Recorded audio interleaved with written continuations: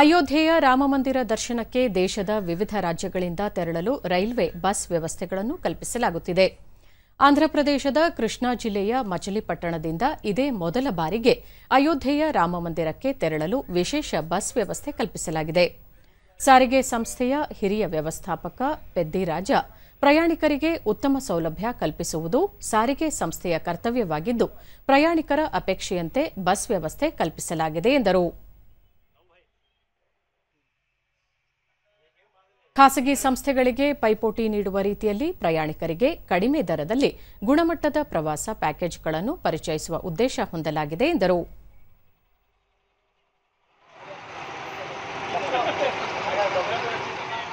అయోధ్యకు నడపడం జరిగింది. ఈరోజు కొత్తగా ప్రారంభించి పామర్రు నుంచి కొద్దిగా 36 మంది ప్రయాణికులు కూడా అయోధ్యకు సంసిద్ధత చూపించి బస్సు బుక్ చేసుకుని అయోధ్య కాశీ యాత్రకు బయలుదేరారు. సో ఈ యొక్క యాత్ర ముందు ఈరోజు రాత్రి బయలుదేరి సింహాచలం, అరసవల్లి, శ్రీకూర్మం, భువనేశ్వర్, పూరి, కోణార్క్, తర్వాత కటక్, జాజ్పూర్, కలకత్తా, పాండువా పశ్చిమ బెంగాల్, దేవగఢ్ జార్ఖండ్, గయా, బుద్ధగయ, కాశీ, ప్రయాగరాజ్, వారణాసి, అయోధ్య, రామమందిరం, బాలరాముని దర్శనార్థం ఈ యాత్రలన్నీ కూడా ముగించుకుని